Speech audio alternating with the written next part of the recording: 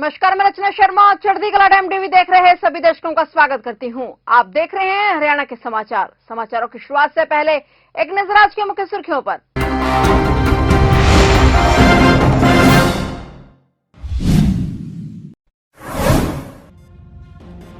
मुख्यमंत्री से ब्राह्मण समाज के प्रतिनिधि मंडल ने की मुलाकात। मुख्यमंत्री सैनी का किया अभिनंदन। हरियाणा सरकार भव्य तरीके से मनाएगी भगवान परशुराम की जयंती।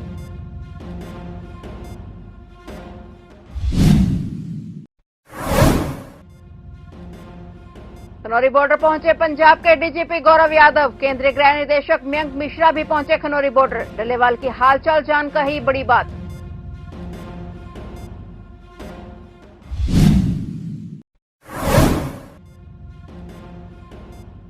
अधिकारियों से मुलाकात के बाद बोले डल्लेवाल ने सरकार के नाम दिया संदेश। किसानों की मांगे पूरी होने पर ही खुलेगा आमरण अनशन।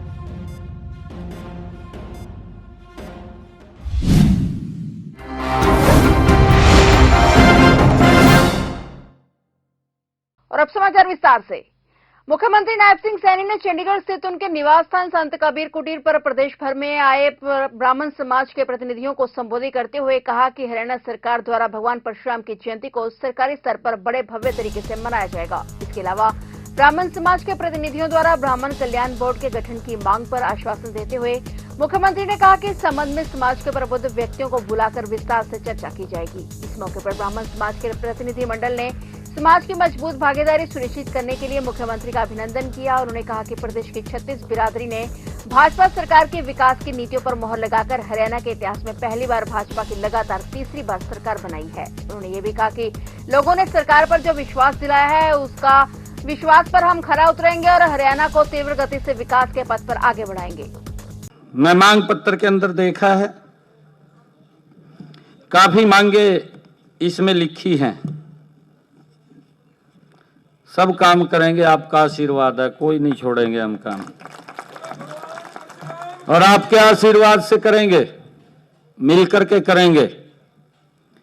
और हमारा और जो आपका भी आशीर्वाद है, वो आशीर्वाद जो हमें मिला है वो इसी का मिला है कि हरियाणा प्रदेश को समान रूप से आगे बढ़ाना है।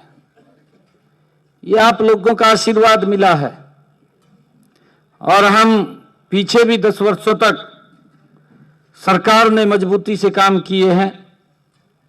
सबका साथ, सबका विकास, सबका प्रयास और सबका विश्वास लेकर के तीव्र गति से हरियाणा प्रदेश में काम किए हैं। जब हम हरियाणा के अगर मानचित्र के ऊपर देखें तो पिछले 10 वर्षों में हरियाणा के 15 जिलों के अंदर मेडिकल कॉलेज फंक्शनल हो गए हैं, चालू हो गए हैं। बाकी 7 जिलों के काम चल रहे हैं।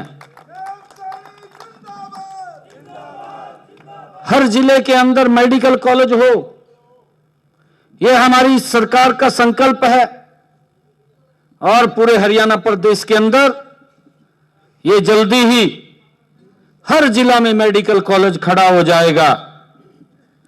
मुझे यह भी खुशी है बताते हुए कि मात्र 2014 से पहले 1500 एमबीबीएस की सीटें होती थी, आज वो बढ़कर के 5000 के करीब चली गई है। और लगातार जो ही ये कॉलेज हमारे खुल रहे हैं उसके अंदर और आ जाएंगे। हमारी मेडिकल यूनिवर्सिटी बनी है। अभी प्रधानमंत्री जी आए थे, उन्होंने हॉर्टिकल्चर यूनिवर्सिटी का शिलान्यास किया है। उसके रीजनल सेंटर बने हैं कि हम किसान को मजबूत करने का काम उसके माध्यम से करेंगे, सशक्त करेंगे, ताकि वो हॉर्टिकल्चर के अंदर अपनी इनकम को ज्यादा ले सके। उसको लेकर के इतना बड़ा सिस्टम ये खड़ा हुआ है। मुझे ये भी खुशी है, पिछले 10 वर्षों के अंदर एक रोड मैप हमने खड़ा किया और हर 20 किलोमीटर के ऊपर बेटी को कहीं दूर पढ़ने के लिए जाना ना पड़े, हर 20 किलोमीटर की परिधि में उसको वहां पर अच्छा कॉलेज मिले वो खड़ा करने का काम किया है। अगर कुछ कॉलेज जहां छूट गए हैं इस टेन्योर के अंदर वो भी पूरे हो जाएंगे। एक भी ऐसा स्थान नहीं बचेगा जो 20 किलोमीटर की परिधि में कॉलेज नहीं होगा, वहां पर कॉलेज खड़ा हो जाएगा। खनौरी बॉर्डर पर किसान नेता जगजीत सिंह डल्लेवाल को आमरण अनशन पर बैठे 20वां दिन हो गया है। इस बीच खनौरी बॉर्डर पर आज बड़ी हलचल देखने को मिली। आज पंजाब के डीजीपी गौरव यादव ने आमरण अनशन पर बैठे जगजीत सिंह डल्लेवाल से मुलाकात की और उनका हालचाल जाना। पंजाब के डीजीपी गौरव यादव के साथ केंद्र सरकार के प्रतिनिधि मयंक मिश्रा भी खनौरी बॉर्डर पहुंचे। केंद्र सरकार के प्रतिनिधि के साथ डीजीपी गौरव यादव, डीआईजी और एडीजीपी भी खनौरी बॉर्डर पर मौजूद रहे। गृह विभाग के डायरेक्टर मयंक मिश्रा ने डल्लेवाल से मुलाकात के बाद बताया कि उन्होंने किसान नेता से मुलाकात कर उनकी सभी मांगों को सुना। वहीं डीजीपी गौरव यादव का भी बयान सामने आया है। उन्होंने कहा कि हमें डल्लेवाल की सेहत की चिंता है, इसलिए डल्लेवाल को मेडिकल मदद लेने के लिए अपील की गई है। पंजाब डीजीपी गौरव यादव ने यह भी कहा कि जल्द ही कोई हल निकलने की संभावना है। सरकार ने भी इसका संज्ञान लिया है ਤੇ ਅਸੀਂ ਇਹਨਾਂ ਨੂੰ ਅਪੀਲ ਕੀਤੀ ਹੈਗੀ ਕਿ ਮਾਨਯੋਗ ਸੁਪਰੀਮ ਕੋਰਟ ਦੇ ਆਰਡਰਾਂ ਦੇ ਮੁਤਾਬਿਕ ਉਹਨਾਂ ਨੇ ਨਿਰਦੇਸ਼ ਦਿੱਤੇ ਹੈਗੇ ਕਿ ਡੱਲੇਵਾਲ ਸਾਹਿਬ ਤੇ ਉਹਨਾਂ ਦੇ ਸਾਥੀਆਂ ਨੂੰ ਕਨਵਿੰਸ ਕੀਤਾ ਜਾਵੇ ਕਿ ਇਹਨਾਂ ਦਾ ਫਾਸਟ ਬਗੈਰ ਫੋਰਸ ਯੂਜ਼ ਕੀਤੇ ਉਸ ਨੂੰ ਇਹਨਾਂ ਨੂੰ ਇਮਰਜੈਂਟ ਮੈਡੀਕਲ ਏਡ ਜਿਹੜੀ ਉਹ ਪ੍ਰੋਵਾਈਡ ਕੀਤੀ ਜਾਵੇ। ਸੋ ਅਸੀਂ ਇਹਨਾਂ ਨੂੰ ਅਪੀਲ ਕੀਤੀ ਹੈ ਕਿ ਜੇ ਇਸ ਅੰਦੋਲਨ ਨੂੰ ਨੇਪਰੇ ਚੜ੍ਹਾਉਣ ਲਈ ਸਾਨੂੰ ਡੱਲੇਵਾਲ ਸਾਹਿਬ ਦੀ ਬਹੁਤ ਲੋੜ ਹੈ, ਇਹਨਾਂ ਦੀ ਸਿਹਤ ਦੀ बहुत लोड़ है।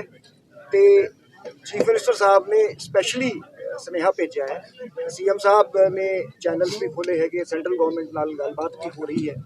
तो साडी कोशिश है कि किसानी जिहड़ी डिमांडा हैगियां जिहड़ी उत्ते कह लो जिहड़े राइटफुली जिहड़ा उस ते गलबात होवे, चैनल्स खुलन ते मसला हल होवे।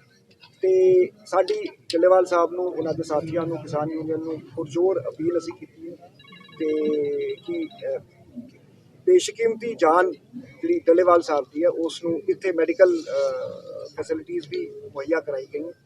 तो इन्हां दे नाल कोआर्डिनेशन दे विच असीं जिहड़ा हैगा सारे मसले नूं हल करांगे।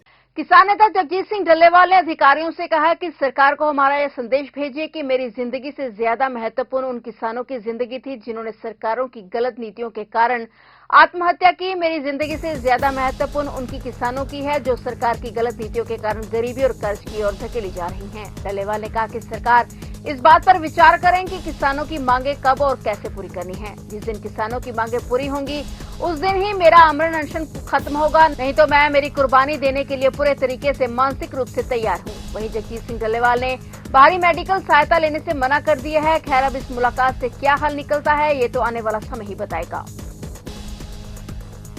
हरियाणा में लगातार तीसरी बार सरकार बनाने के बाद भाजपा ने मुख्यमंत्री नायब सिंह सैनी के नेतृत्व में सभी 90 विधानसभा क्षेत्रों में धन्यवाद दौरा करने का फैसला किया है। 18 दिसंबर से शुरू होने वाले इस दौरे के लिए भाजपा प्रदेशाध्यक्ष मोहनलाल बडोली ने सभी हलकों में संयोजक नियुक्त किए हैं। दौरे के पहले दिन मुख्यमंत्री कालका पहुंचेंगे और कार्यकर्ताओं और जनताओं का आभार प्रकट करेंगे। फिलहाल 11 विधानसभा क्षेत्रों के कार्यक्रम तय हो गए हैं। दौरे के पहले दिन मुख्यमंत्री 18 दिसंबर को शाम 3 बजे कालका पहुंचेंगे और कार्यकर्ताओं तथा जनता का आभार जताएंगे। 19 दिसंबर को कैथल के पुंडी क्षेत्र में कार्यक्रम होगा। बता दें कि नगर निगम चुनाव को लेकर भी भाजपा की तैयारियां पूरी हैं और सभी नगर निगमों में कमल का फूल खिलाकर ट्रिपल इंजन की सरकार बनाकर जनसेवा का काम करने का भाजपा ने लक्ष्य तय किया है। हरियाणा में एसटीएफ को बड़ी सफलता मिली है। दरअसल करनाल में एसटीएफ ने बम्बीहा गैंग के 4 बदमाशों को गिरफ्तार किया है। एसटीएफ को तलाशी के दौरान बदमाशों के कब्जे से 6 पिस्टल और 25 जिंदा कारतूस बरामद किए गए हैं। सभी बदमाशों को गिरफ्तार कर जेल भेज दिया गया है। जानकारी के मुताबिक एसटीएफ प्रभारी इंस्पेक्टर दीपेंद्र राणा की टीम को सूचना मिली थी कि बोलेरो कार में सवार होकर बदमाश करनाल आएंगे और गैंगवार में किसी का मर्डर कर सकते हैं। सूचना के आधार पर एसटीएफ ने कार्रवाई करते हुए चिड़ाव मोड़ पर नाकाबंदी की और चेकिंग शुरू की और इसी दौरान एक बोलेरो कार आती हुई दिखाई दी, जिसके बाद पुलिस ने कार को घेराबंदी कर बदमाशों को दबोच लिया। पुलिस ने कार की तलाशी के दौरान उसमें से 6 अवैध पिस्तौल, 25 कारतूस मैगजीन बरामद की। चारों बदमाश बम्बिया गैंग के एक्टिव सदस्य हैं। सभी बदमाशों को गिरफ्तार कर कोर्ट में पेश किया गया, जहां से पुलिस को बदमाशों का 4 दिन का रिमांड मिला है। अभी सभी बदमाशों से पूछताछ जारी है। हरियाणा के पुलिस महानिदेशक शत्रुजीत कपूर ने 3 नए कानूनों को प्रभावी तरीके से लागू करने, हिंसक अपराध रोकने और नशा मुक्ति को लेकर वरिष्ठ अधिकारियों के साथ बैठक की। बैठक के दौरान डीजीपी ने अधिकारियों को आवश्यक दिशा निर्देश भी दिए। बैठक में प्रदेश भर के वरिष्ठ अधिकारियों और पुलिस अधीक्षक वीडियो कॉन्फ्रेंसिंग के जरिए शामिल हुए। प्रदेश में नशा मुक्ति को लेकर पुलिस की तरफ से किए गए कार्यों की समीक्षा करते हुए पुलिस महानिदेशक ने कहा कि प्रदेश को नशा मुक्त बनाना हरियाणा पुलिस की बड़ी प्राथमिकताओं में से एक है। हालांकि प्रदेश में नशा मुक्ति को लेकर सराहनीय कार्य किया जा रहा है, लेकिन प्रदेश को पूरी तरह से नशा मुक्त करने के लिए और अधिक योजनाबद्ध तरीके से कार्य किया जाना अत्यंत आवश्यक है। महानिदेशक कपूर ने 3 नए कानूनों को प्रभावी ढंग से लागू करने को लेकर भी अधिकारियों से चर्चा की। उन्होंने कहा कि गृह मंत्रालय की तरफ से नए कानूनों को प्रभावी तरीके से लागू करने के लिए हरियाणा को एक मॉडल के रूप में विकसित करने का लक्ष्य दिया गया है। इस लक्ष्य के अनुसार 28 फरवरी तक इन कानूनों को हरियाणा में पूरी तरह से लागू करना है। आमरण अनशन पर बैठे किसान नेता जगजीत सिंह डल्लेवाल से मिलने आज जुलाना से कांग्रेस विधायक विनेश फोगाट खनौरी बॉर्डर पहुंची। इस दौरान फोगाट के साथ उनके पति सोमवीर राठी भी मौजूद रहे। दोनों ने किसान नेता जगजीत सिंह डल्लेवाल से उनका हालचाल जाना। किसानों से मुलाकात करने के बाद विनेश फोगाट ने कहा कि हमारे भविष्य के लिए संघर्ष किसान कर रहे हैं और इसके साथ उन्होंने केंद्र सरकार पर निशाना साधा और कहा कि किसानों की बात करने में और इसमें इम्प्लीमेंट करने में फर्क है। विनेश ने कहा कि आज बुजुर्ग हमारे भूखे बैठे हैं और फिर भी आज वो हमारे भविष्य के लिए लड़ रहे हैं। हरियाणा एंटी करप्शन ब्यूरो की टीम ने सोनीपत के केंद्रीय जीएसटी ऑफिस में तैनात डाटा एंट्री ऑपरेटर सोनू को 6,000 रुपए की रिश्वत लेते रंगे हाथों गिरफ्तार किया है। आरोपी द्वारा शिकायतकर्ता से उसकी फर्म के जीएसटी नंबर का वेरिफिकेशन करने के बदले में रिश्वत ली गई थी। शिकायतकर्ता गढ़ी सांपला रोहतक निवासी उत्तम ने एसीबी को दी शिकायत में बताया था कि केंद्रीय जीएसटी ऑफिस सोनीपत में तैनात डाटा एंट्री ऑपरेटर सोनू द्वारा उसकी फर्म के जीएसटी नंबर का वेरिफिकेशन करने के बदले 6,000 रुपए की रिश्वत की मांग की जा रही है। मामले की पुष्टि करते हुए एसीबी की टीम ने आरोपी को पकड़ने के लिए योजना बनाई और उसे रिश्वत लेते हुए रंगे हाथों पकड़ने में सफलता हासिल की। इस मामले में सभी आवश्यक सबूत जुटाते हुए गहनता से जांच पड़ताल जारी है। मणिपुर में हिंसा और उद्योगपति गौतम अडानी पर अमेरिकी न्याय विभाग द्वारा लगाए गए भ्रष्टाचार के आरोपों को लेकर हरियाणा कांग्रेस 18 दिसंबर को राजभवन के लिए मार्च करेगी। पूर्व मुख्यमंत्री भूपेंद्र सिंह हुड्डा और कांग्रेस प्रदेश अध्यक्ष चौधरी उदयवान की अगुवाई में आने वाले पैदल मार्च में पार्टी के सभी सांसद, विधायकों, पूर्व सांसद और पूर्व विधायकों, लोकसभा और हलकों के प्रत्याशियों, पार्टी पदाधिकारी और वरिष्ठ नेताओं को चंडीगढ़ पहुंचने का निर्देश दिया गया है। कांग्रेस प्रदेश अध्यक्ष चौधरी उदयवान द्वारा जारी पत्र में कहा गया है कि अखिल भारतीय कांग्रेस कमेटी के निर्देशानुसार भाजपा के उद्योगपति मित्र गौतम अडानी और उनके सहयोगियों के भ्रष्टाचार, धोखाधड़ी और छल की कथित जालसाजी का अमेरिकी न्याय विभाग द्वारा किए गए पर्दाफाश और मणिपुर में हो रही निरंतर हिंसा, गोलीबारी, कर्फ्यू और व्यापक अराजकता से निपटने में भाजपा सरकार की विफलता का विरोध करने के लिए रोष मार्च निकाला जाएगा। प्रदेश कांग्रेस मुख्यालय से सुबह 11 बजे हरियाणा राजभवन की ओर ये प्रस्थान किया जाएगा। फिलहाल हरियाणा के समाचारों में इतना ही और नए समाचारों के साथ फिर से हाजिर होंगे। तब तक के लिए देखते रहिए चढ़ती कला टाइम टीवी।